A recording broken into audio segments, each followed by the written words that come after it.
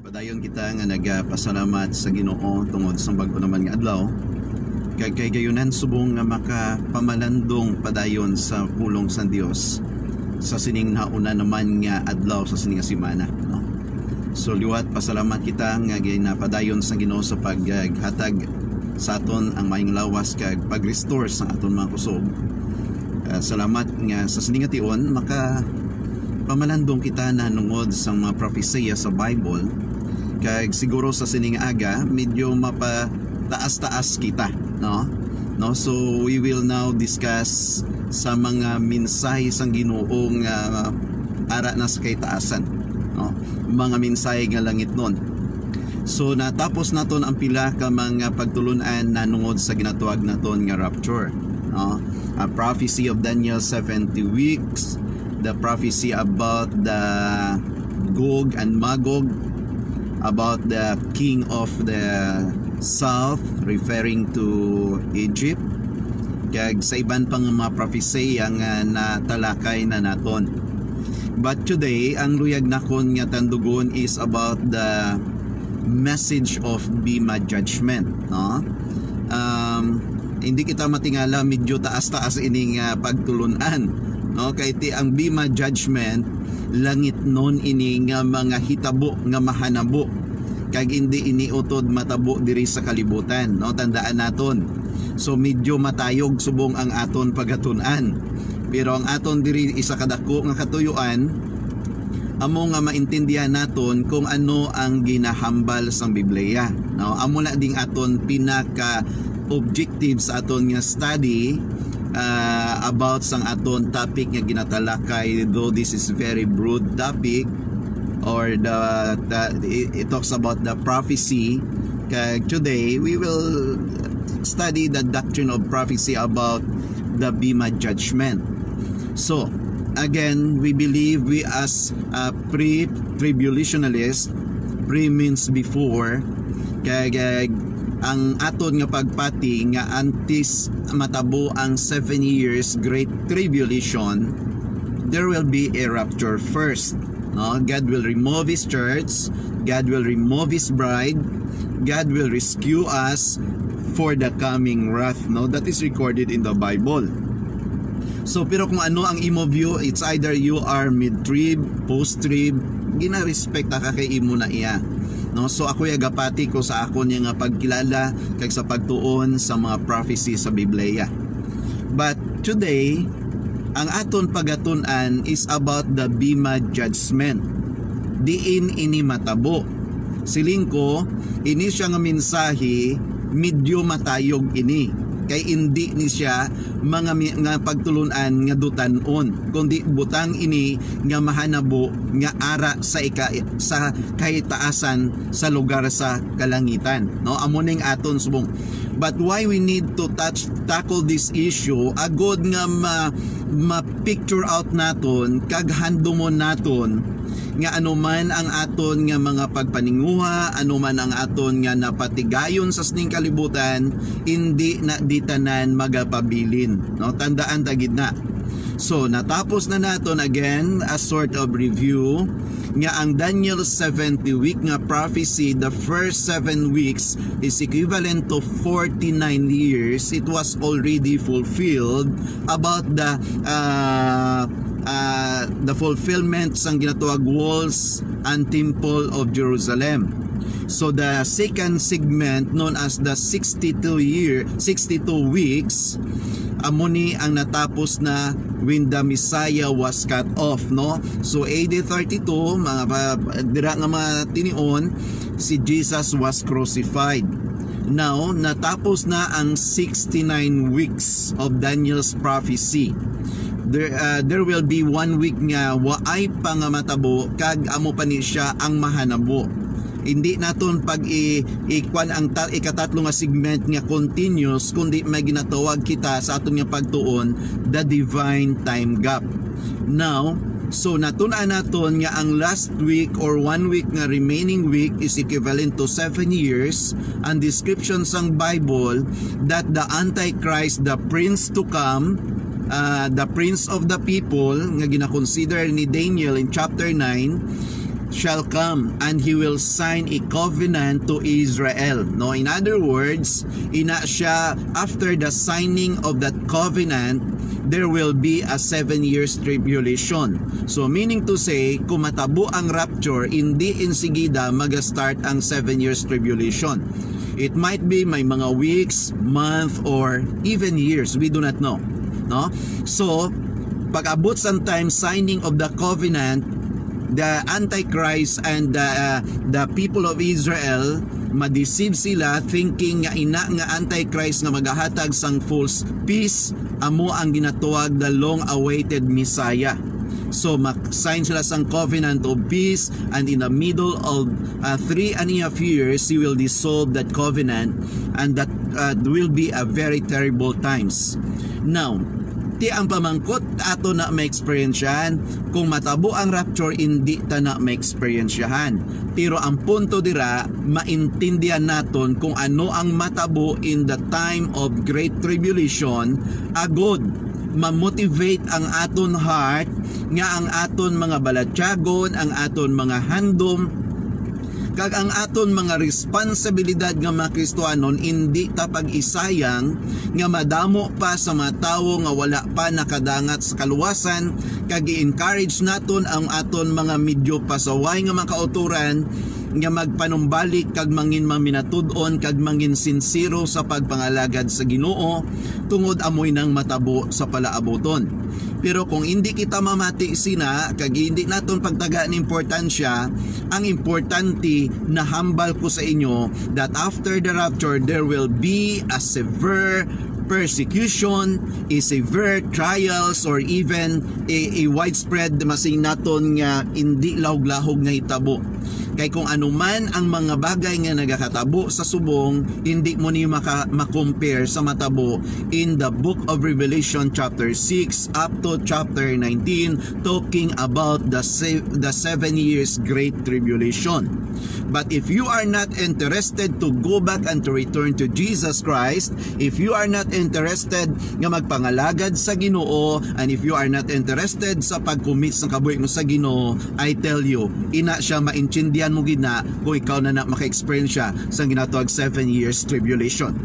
And just in case na mag-abutan tiyon nga matabo ina, kay ikaw wala nagbaton sa Ginoo, madumduman mo ni nga mensahe nga tani nagkilala ka sa Ginoo, kag ini nga mensahe dapat ginbaton mo si Kristo agod hindi mo na siya ma-experiencean ang tribulation period. But today, tuloko naton is about the Bema judgment.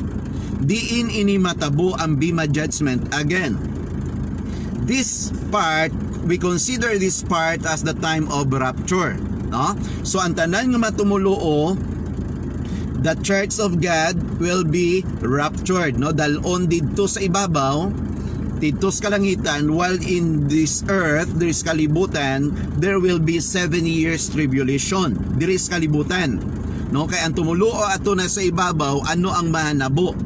In heaven, dito may ginatawag known as the Bema judgment. Now, isa sa mga passages sa Bible is from the book of 2 Corinthians chapter 5 verse 10. Ano ang ambal sa Biblia?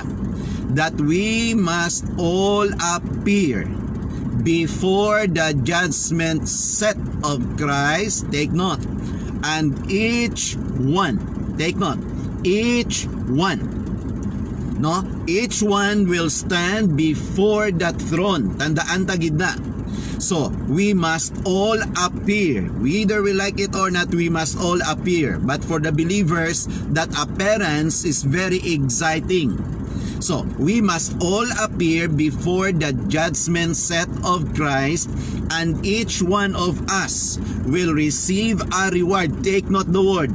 Each one will receive a reward according to our labor. Now, in this context, we are not touching or talking about salvation. We are talking about the reward. No, tandaan tani. We are talking about the reward. So, we must all appear before the judgment seat of Christ, and each one of us will receive a reward according, take note, according to our labor. It's either good or bad done in the body. So meaning to say, tandaan tagid anuman ang mga butang nga nahimo naton diri, may ara ina siya nga mangin outcome once you are a Christian. Because madamo sa mga tao nga makasulod sina nga lugar, but it might be basi may mga tumulo man nga wala gid may mabaton nga rewards. Why? Because ang rewards nagadepende na iya sa aton mga binuhatan. So that's why siling ko wala inidi ang issue sang kaluwasan. No? Ang rewards nagadepende sa aton binuhatan, ang kaluwasan grasya sa Dios, wala gamay nga contribution nga ginhimo ta because regalo ina gani sang Dios sa aton. So kung ang pagpati mo yan nga maluwas ka tungod kay nagapaninguha ka, kung ano man ang mahimo nimo utod, hindi na naiya grasya. Because grasya nga ginatawag, something nga ginhatag sang Dios sa aton, though we are not deserving. No, that's the word grace. That is unmerited favor. So ang ginahatag sang Dios sa aton nga kaluwasan, libre. No? So libre. Sa tanan nga nagapalamati nga ang basis ng kaluwasan nyo, ang balasihan una, baptism in the name of Jesus Christ.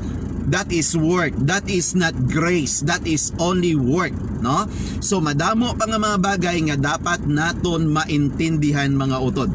But today, ano ini bala ang ginatawag nga bema judgment, no? Ano ni sang bema judgment? Again, our text is 2 Corinthians 5:10, that we must all appear before the judgment set, no? Ang tinaga nga bima amo ni sang tinaga nga judgment set. Now, gaan ko anay gamay nga pagpaintindi ano ang kinalain sang bima judgment kag sang gina-record in Revelation chapter 20:11 to 15, known as the Great White Throne Judgment. Ano ang kinalain sini para hindi kita mag-confuse mga kauturan ko? Ang bema judgment para lang ini sa tanan nga mga tumuluo nga madala sa rapture didto sa langit. This is a rewarding ceremony, no? This is a rewarding ceremony. So meaning to say, tanan nga tumuluo didto sa langit, while diris kalibutan may 7 ka tuig nga kangitngitan, kalalatan, pag-antos, kinamatay, gutom, pandemic or whatsoever things nga matabo in the future, amo na ding suffer for 7 years. But in heaven, known as the Bema judgment, that each one of us will stand before the judgment set of Christ. That is the rewarding ceremony. Take note, hindi tanan nga mga Kristohanon or tumuluo makabaton sang rewards, no? Just like a student, no? Kabalo kita sina. Hindi tanan nga nag-graduate sa grade 6, hindi tanan nga nag-graduate sa college may mga award or may ginatawag naton honor. No, kita sang elementary kita, why kita nadala sa honor kay way man taga-tuon. Pero naka-graduate kita. May mga classmates kita nga nag first, second, third, fourth or ano pa da nga mga honors da nga nadala nila. Naka-graduate sila, dungan kita graduate. Nagkapyot kita sa diploma nga papel nga ginatag sa aton nga drawing wala. Lipay-lipay kita nga saka sa stage, kuha ang diploma nga papel nga ginkwanan sang nga ribbon. Kamusta unta si principal, si teacher kag the other guest people nga ara sa babaw sang stage, naog kita dalata ang papel nga bond paper, lipay-lipay ta nga aman naka-graduate kita. Pamangkot, ang aton bala kalipay ka, ang kalipay sang aton first honor, second, third honor nga may tag 500 nga dala, may scholarship nga gin-offer sa ilang nga libre. Ang pamangkot, pareho ang kalipay ta, hindi nalipay ta nga nakagraduate ta, pero sila nalipay nga nakagraduate may awards or rewards. Amo na siyang bema judgment. So tanan kitang matumulipay kita nga nakadangat kita sa kaluwasan kag mapalangita. Pero hindi kita tanan makabaton sang ginatuwag rewards, because our rewards depends on what we are doing right now. It depends on our works or labor. That's why the encouragement, magmatutom kamo, padayon kamo sa mga obligasyon nga gintugyan sang Ginoo sa inyo bilang mga tumulo, because someday in heaven there will be a time nga gina-consider the gathering sa mga tumuloo in the presence of God during the Bema judgment. Now, the question is, how about the Great White Throne Judgment? So ini ang Great White Throne Judgment, take note, wala naman na to sang tumuloo nga atoto. Ang Great White Throne Judgment tion ina sang tanan-tanan nga nagkalamatay sang una nga mga tawo hasta sa palaabuton tubtob nga mag-abot si Kristo Jesus, nga inang nagkalamatay nga mga tawo wala na yan nagbaton kay Kristo. Kag sa sina nga matinion, posible damo na da sa mga membro sa simbahan sang una nga ara sa Great White Throne Judgment. Sino na sila? Posible mga deacons na sila, mga officers na sila, mga members na sila sa ina mga simbahan, pero wala nakadangat sa kaluwasan. Kay ang tao nga nakadangat sa kaluwasan, nagabagong kabuhi, naganami ang pinatasan, nagamatutom sa pagpangalagad, kag amo ng realidad. Why? Because 2 Corinthians 5:17, if any man is in Christ, he is a new creation. So ang ginatawag the Great White Throne Judgment, mga utod amo sini. Ang tanan-tanan nga nagatindog sa tubangan sang maputi nga trono, kag may isa nga nagapungko dira nga amo ang Dios kag ang judge sang kalibutan, ang tanan-tanan nga katawan nga wala nagbaton sa Ginoo magatindog dira, no? Sini diyan, I saw the dead, great and small, standing before God, no? So ano man ang ila kategory, ano man ang status ng kabuhi, popular ka man o kon hindi, kag ano ka man, since why ikaw nakakilala sa Ginoo bilang manluluwas mo, you will stand someday, no? Iwan ta nakangadaan. Padayon ka sa tanan nga mga bisyo mo, claiming you're a Christian, pabiling ka sa mga immoralidad, sa mga kurap nga mga bagay, kag even masing naton mga batasan nga wala gidyasang transformation. Someday base hindi ka makatindog sa Bema judgment for rewarding. Or someday you will stand before the Great White Throne Judgment. Ang Great White Throne Judgment is the final judgment for the unbelievers. Take note, those people who rejected Jesus Christ as their Lord and personal Savior, those people nga nag-reject sang salvation, those people nga gina-consider in the book of Revelation 21 verse 8, sila nang mga tao nga nagasimba sa ribulto, sa mga imahin, kay ang Bible nagahambal, wala sa nagasimba sa ribulto nga makapalangit. Siling sang Revelation 21 verse 8, ginaaman sa sinima tao ang linaw sang kalayo. Hindi ka mga kigsakon, basa sa Bible mo da, no? Revelation chapter 21 verse 8, no? Amo nang lugar sang mga agi, amo nang lugar sa mga tumboy, amo nang lugar sa mga kawatan, amo nang mga lugar sa mga kurap, amo nang mga lugar sa mga tawo nga naga-play sang ila kadagway as Christian, but the truth they are not true Christian. Di na makita 1 Corinthians chapter 6, 9 and 10. Hindi ka makigsakon, basa hada sa Bible nyo. So ara dira ina ang mga versikulo, just a warning for you. Amo na da siya. So utod ang akong diri encouragement, usisa agid ang kabuhi mo, usisa agid ang tagipusoon mo, kay basi luyag mo lang magpa-identify that you belong to a certain church, the Church of Jesus Christ, but actually inside in your hearts, there is no real transformation, because what is happening inside in our hearts, it will manifest outside in our conduct.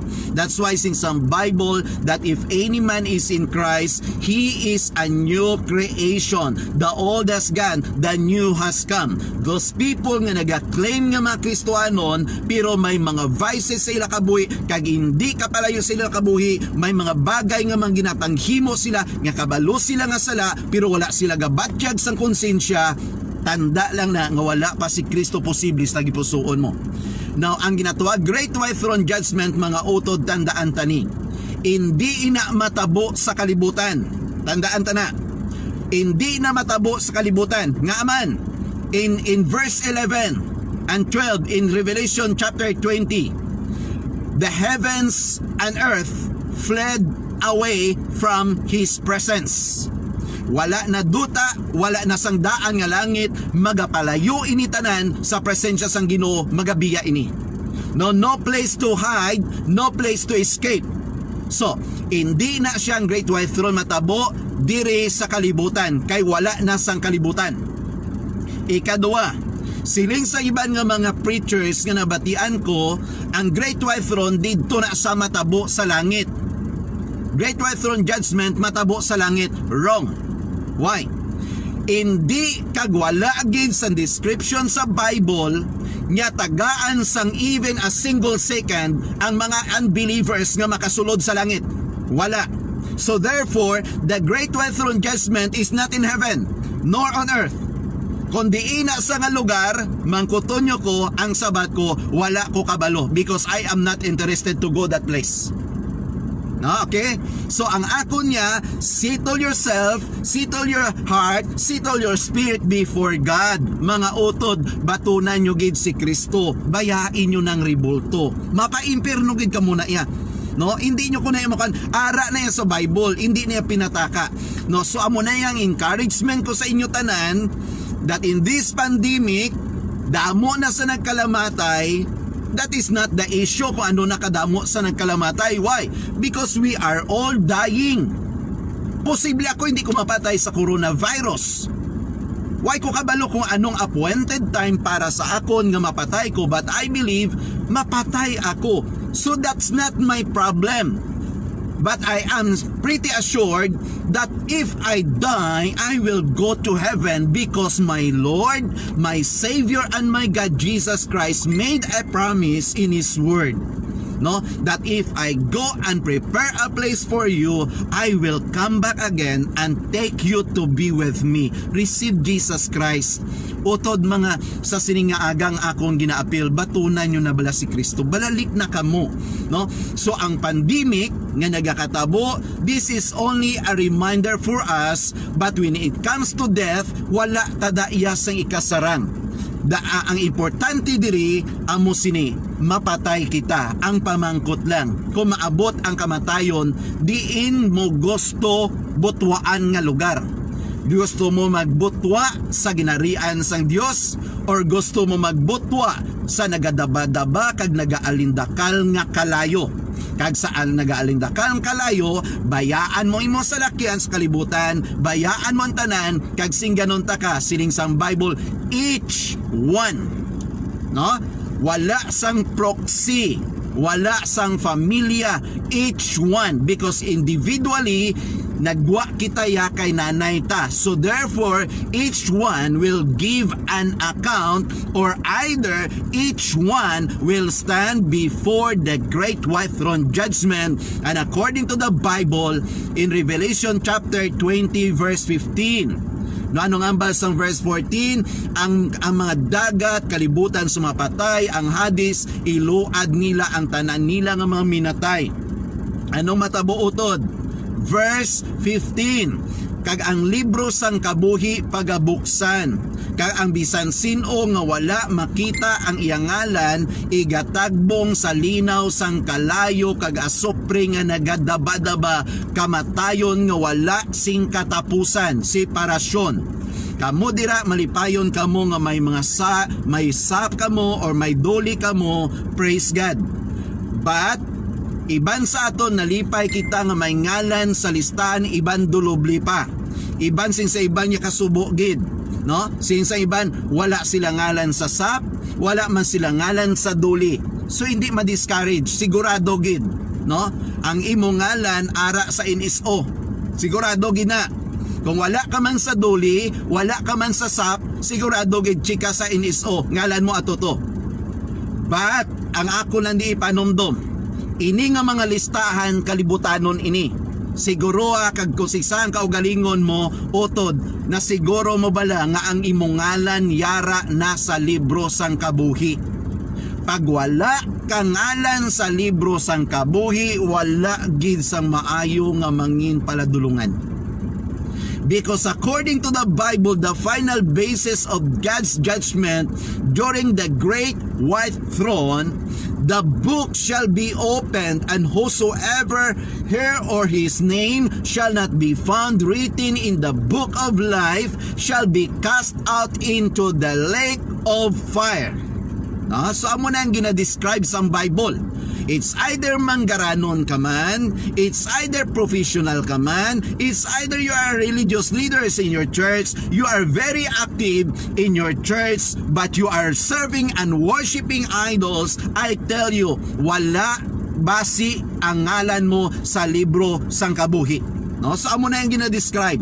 So that's why in order for you to be secured that your name now is in the book of life, the answer is John 1:12. But as many as received, take note, but as many as received Jesus Christ, to them He gave the power to become the children of God. Mga utod iplastar ko, nagapat ang pamangkot ko, nagapati ka bala nga tanan nga tao gintugas ang Dios? Yes, ang sabat, yes. Ikadua nga pamangkot, tanan bala nga tao anak sang Dios? Base ang sabat mo da, yes. Ang sabat ko, no. Tanan nga tao gintugas sang Dios, hindi tanan nga tao anak sang Dios. Tandaan na, tanan gintuga, hindi tanan anak sang Dios. Di na makita John 1:12, may aragid man nga nagtuo ka nagbaton kay Kristo. Ini sila, ikaw nga nagtuo ka nagbaton kay Kristo, pag tagaan ka sang kinamatarong nga pagatawgon anak sang Dios. Because you belong to the family of God, and God is the one nga nagakip sang book of life, God will write your name in the book of life. So anong matabo karon kay Kristohanon ka na? Okay, Bible nagasabat, Romans chapter 8 verse 1. There is now no condemnation to those who are in Jesus Christ. Pag-ara ka kay Kristo, wala na pag-antos. Hindi ka pa sina? Hindi ka pa sina? Utod amo na yung pinakanami. There is no more condemnation. In other words, no more hell, no more tribulation, no more punishment, no more suffering, no more death, no more pain, no more tears, recorded in Revelation chapter 21 verse 4. Why? Because no more condemnation, only those people who are in Jesus Christ. So, sa siningaaga, amo ining bagay nga nakita naton the distinction between the judgment set of Christ and the great white throne judgment. No? So, at least maintindihan naton ini. Now, ano ining ginatawag naton bima judgment? No? Ang meaning sini, judgment set, the word bima is the word judgment set. No? Kaya amo ini kung nadumduman naton, the first coming of Jesus Christ, nagtindog siya sa atubangan ni Pilato. But in the time of the judgment of Jesus Christ, the time of Christ's coming, si Pilato magatindog sa atubangan sang Ginoo agod pagaukman. Now, siling ni Dr. Lehman Strauss, in the large Olympic arenas, there was an elevated seat on which the judge of the coming contest sat.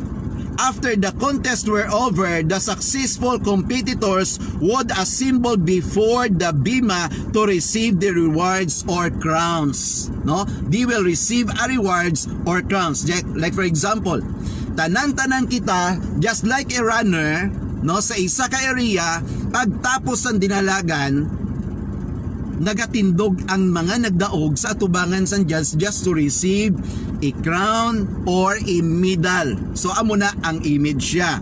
So that's why may mga bagay diri nga makonsider naton sa sininga aga. Una, may mga fact of the bima judgment kag ginpayag diri. Una, ang ginatawag the purpose of the bima judgment. Ano ang purpose ng bima judgment? Negative nga consideration siring sa iban. The purpose of the bima judgment is not to determine whether a particular individual enters heaven or not, for every man's eternal destiny is already determined before he lives this life. Anong bot sini? May mga tao nga ang ila wrong conception about the bima judgment nagasiling. Matindog kita kuno dira pa ma-determine kung sisaon sang Ginoo ang aton binuhatan kung pwede kita makasulod sa langit o kung hindi. Wrong. Now that is false, wrong conception. Ang bima judgment, negative consideration rin sa iban, basihan, buksan ang Biblia, ang isa ka, o sisaon ikaw, investigate ikaw, posible ba si amo ni Goro ginatudo sa mga Adventista known as the investigative judgment, dira pa na basi kung pwede ka maluwas, mapalangit o kung hindi. That is wrong. Okay? Second purpose, negative consideration. The purpose of the bima judgment is not to punish believers for their sins either before or after their salvation. No? Sining sa iban nga ati amon ang time nga iban pakawian kat kuno, ang iban nagasiling nga magkakabukingan tayo, ang iban masiling mag-appear sa ibabos kalangitan ang lapad nga screen nga expose ang imo tanan nga binuhatan nga nangin sayop. Utod sala man na, no, sala na nga aman.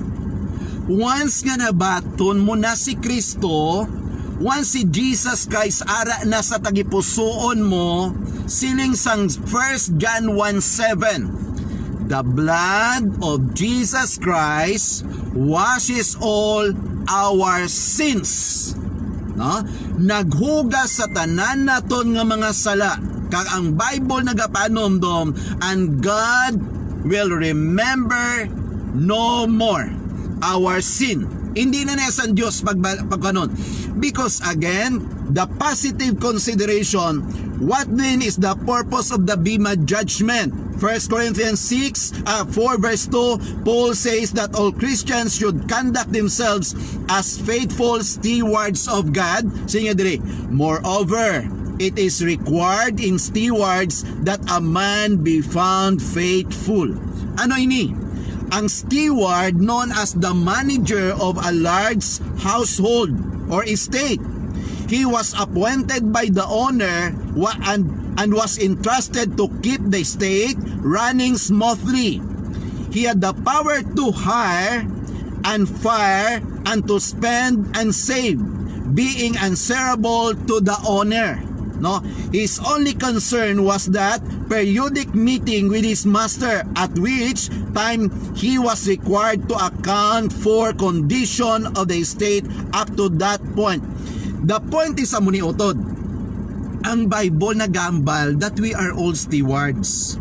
We are entrusted by God sang aton mga abilidad, sang aton mga talento, sang aton mga oras. We are also stewards sang mga tanan nga gintugyan sa Dios.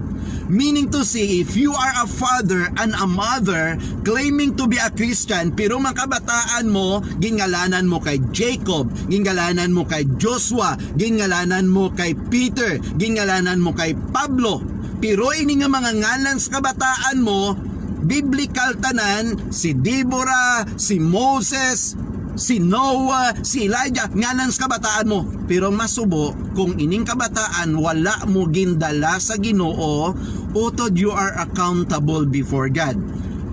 As a father, take note, as a father of my 3 kids, mga bata ko sila, pero hindi ko tag-iya sang kalag nila. Ginhatag sila sa Diyos sa akon, and I am accountable to God for these 3 souls entrusted to me. So you are also entrusted by God. You are steward to your family. So therefore we are all responsible and accountable someday kung anong gintugyan sa Diyos sa aton mga kabuhi. No? So at least maintindihan naton bala ina. Now, ang pamangkot diri, ano gid ang resulta sang Bema judgment? No, medyo malawig ni ang Bema judgment, but antes ako maga-close, tan-aw naton the results of the Bema judgment set of Christ. Ano ang resulta? Okay, matii. Ang resulta sang Bema judgment, mga utod, some will receive rewards. Some will receive rewards. Okay, sining sang 1 Corinthians chapter 3 verse 14. If any man's work abide which he hath built thereupon, he shall receive a reward. Why? Because since ang 2 Corinthians, each one of us will receive a reward according to our labor, things done in the body. It symbolizes ang aton mga inimuan. It's either gold, silver, or bronze, or hay, or clay, or stable. So ang first category, those things nga na belong sa gold, silver, kagay bronze, or anything nga gina-consider dira, hindi ni siya dali matunaw o masunog sang kalayo. Yung hay, kag grass, or ano pa nga mga bagay dira, nagakategorize na sa isa ka butang nga mahapos masunog. Sa ang point diri, someday ang aton mga labor itest na sang Ginoo, and nagadepende dira kung ano ang mangin result kag ano dirang mangin rewards. Now, ari ang pinakatom nga rewards, utod pamatini. Ako yang ginandom ko, hindi nga makuha ko ni ang tanan. Ginandom ko to bisan isa lang mo. Ang andom ko sa eskwela ko sa high school, sa elementary, sa high school, kag bisan pa sa Bible school, isa lang ginandom ko, makapasar. Amo lang ginaya. So, I know nga iban sa aton dira, amo man na ang inyo balatyagon. Importante makapasar, no? Bahala na no magkatabo, bisan ginatawag na 76, basta pasar, amo lang na iyang aton ginandom. But when it comes to the rewards, wala ko ginandom initanan. Ang akon pangabay, tani bisan isa lang, may mangin sa akon mani. So utod ibilin ko ni sa imo, kay ikaw na magbinag-binag, nga sa nagakabuhi ka subong, hindi pa aspires kabuhi mo ang nami-nami nga gadgets, hindi ang pinaka the best nga salakyan, hindi ang pinakatahom nga balay, hindi ang pinaka tanan nga pinakas kalibutan, kay singa ka, ang pinaka manami, matahom, mahal, o ano man nga pinaka sa kalibutan, hindi na siya makakumpara sa langit. No, tandaan nga man, tanan nga materials nga nag-exister sa kalibutan, itiin mo man, bank account mo na, bayaan mo na sa kalibutan. So hindi magpabugal, because ang Bible nag-aambal in the book of Job 1:26, naked I came from my mother's womb, naked I shall depart. No, anong point tira? Hindi magpadayaw, hindi maglaing kang magpangsot batasan mo, hindi magtinikal, hindi matinaas-taason, kung ano ka man subong, ano man kanami sang imo mansyon, ano man kadako sang imo manggad, utod. Pagkatigok sang kabuhi mo, kung hobin ka pa, ang bana mo, mga sawa na bag-o. Kung matigo ka bilang bana, ang asawa mo, mamana man na bag-o. So tanan mo nga mga inimuan, tanan nga tinipunan mo, kag tanan nga ginestablish mo sa kalibutan, bayaan mo na, miisa wala kagidalon. So ang ginaambal ko lang hindi magpangsot batasan mo, magmapinaubusan ka, kag magpangalagad ka sa Ginoo, because everything, ang tanan nga nagaingat nga aris kalibutan hindi na makakumpara sang manggad nga ginaman san Dios sa ginarian. Now, before I close, ibilin ko sa imo ang pila ka bagay nga desirean mo kundi dili gusto mo.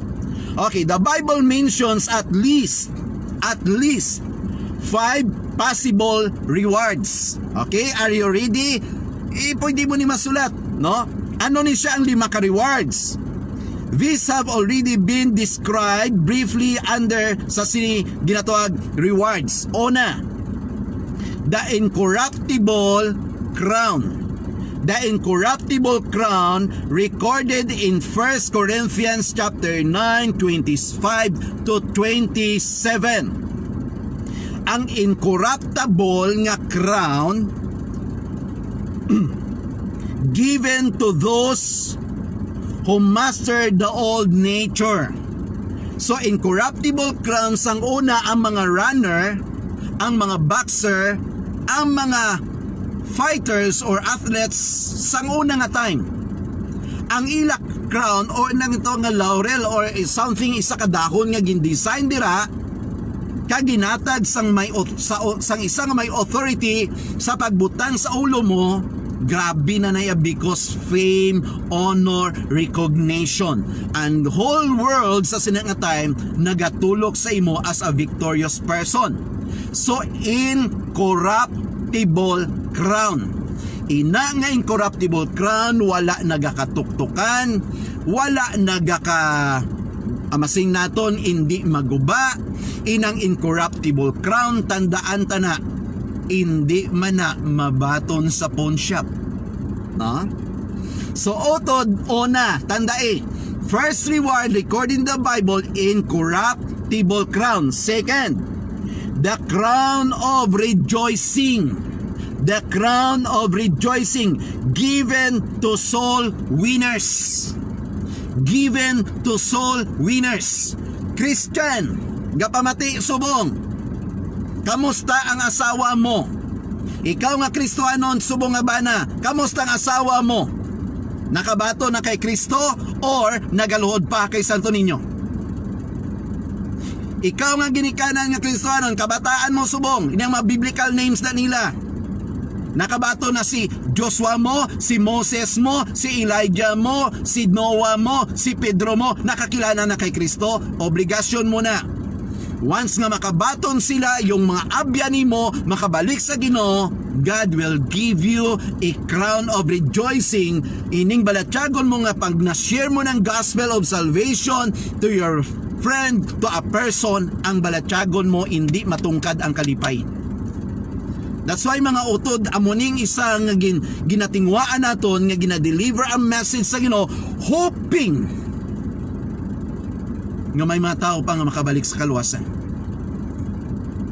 Kamo nga naka-view, kilala nyo na ko. Nakilalaan nyo ko. But kamo nga nag-view sini, maka-view sini, ka makabaton sa kaluwasan, hindi ta kamo yung makilalaan kung sino kamo. For me, hindi importante nga makilala ta kamo. For me, importante makilala nyong Ginoo ko. Amo lang nga ako nandun. So second, the crown of rejoicing. This is the crown of the soul winners. Number 3, the crown of life. The crown of life. So, given to those who successfully endure temptation. Since ang Bible, kung mag-aabot in the book of James 1:2, kung mag-aabot ang various trials, rejoice. Magkalipay ka. Because once you endure, you will receive a crown. Ang hambal naman ni Jesus Christ, Revelation 2 verse 10. Siling niya sa church at Smyrna, be faithful unto death and I will give you the crown of life. So the crown, incorruptible crown, the crown of rejoicing, the crown of life. Okay, number 4. The crown of righteousness given to those who especially love the doctrine of the rapture. No? The crown of righteousness. And the third or the last one, the crown of glory given to faithful preachers and teachers.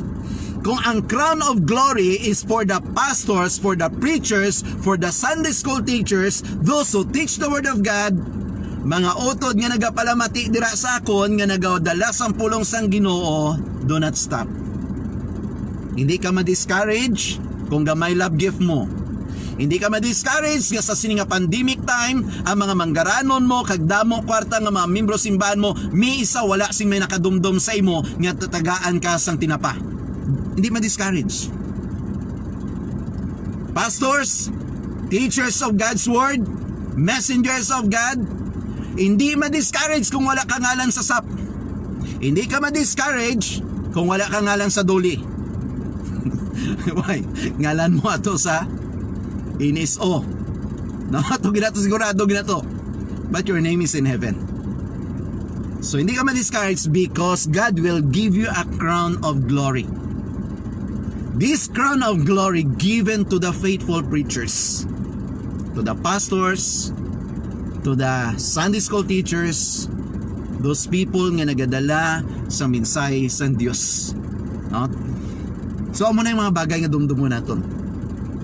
Kung wala ka man niya na dumduman subong, wala kaya utod malipatan sa Ginoo. No. So sa sini nga aga, this is my encouragement. Ano ang gusto mo nga crowns? Anong gusto mo nga rewards? Ha? Anong gusto mo nga rewards na mabaton? Dumduma mga utod ko sa Ginoo.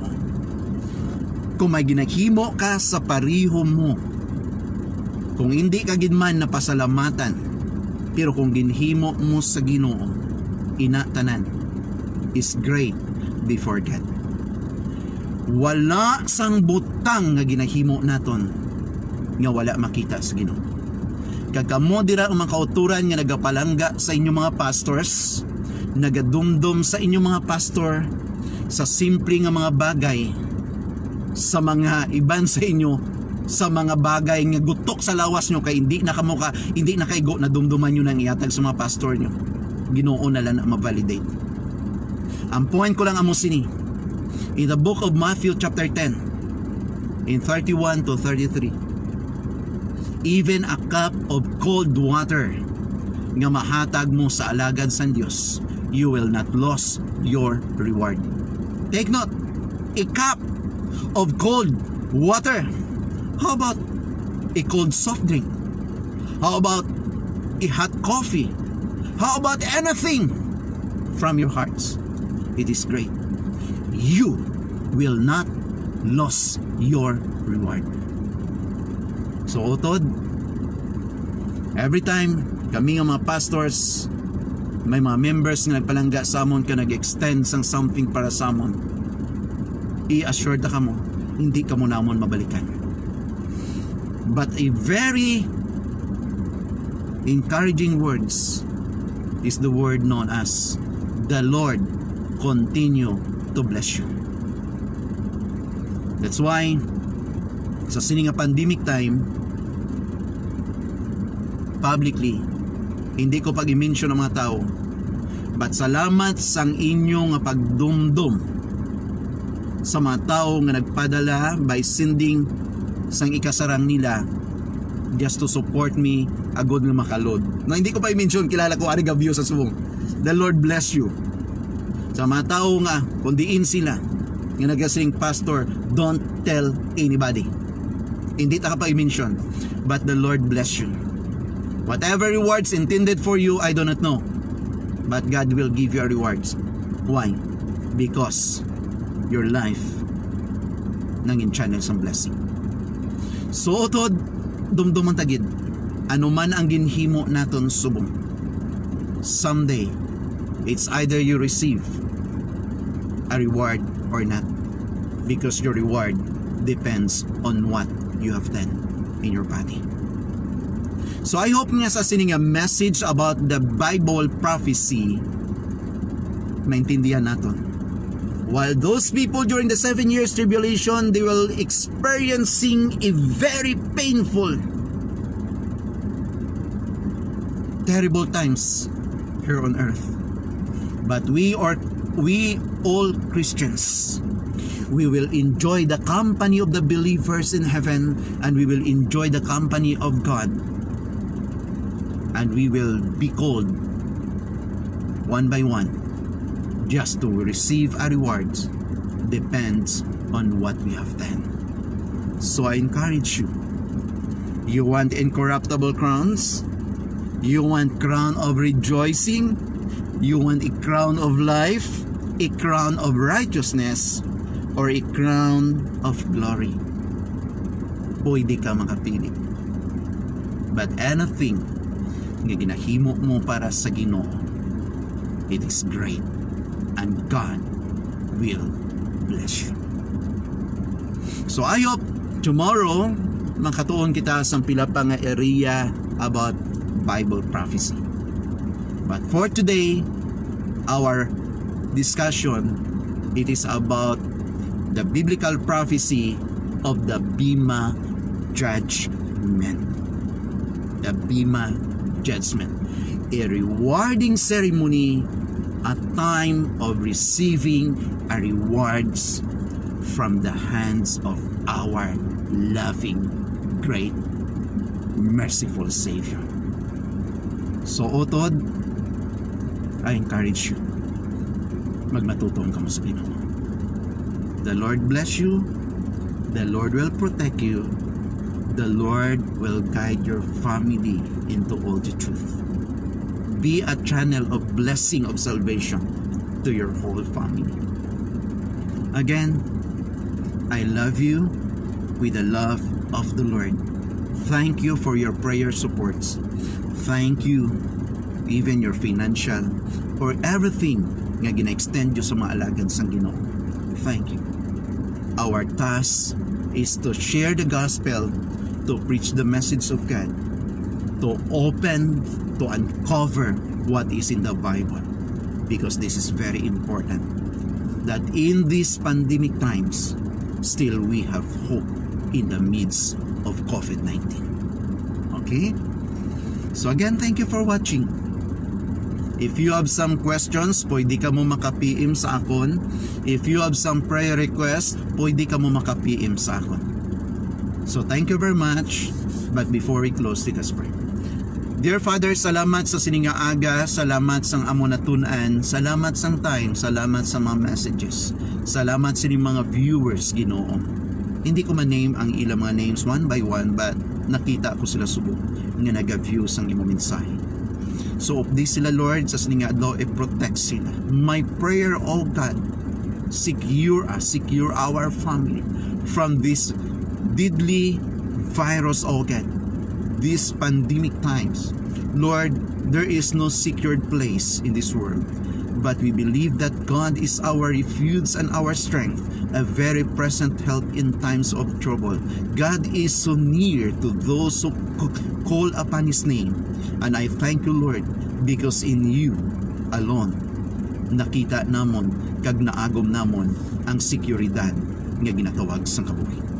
So protect sang amon mga kabataan, i-protect ang amon tagsa-tagsa ka familia, i-protect ang tagsa-tagsa namon ka physical nga kabuhi, Ginoo, nga hindi kami makadapuan sining virus by through the blood of Jesus Christ. Cover us, O God. Waay kami kabalo kung tubtubsan o paini, pero kabalo kami that our God nga nagapungko siya trono, He is in control of everything. Lord, thank you sa tanan-tanan kay sa mga utod pa namon nga mag-view sa sininga message. I-bless ang ilang mga kabuhi, ang ilang mga familia.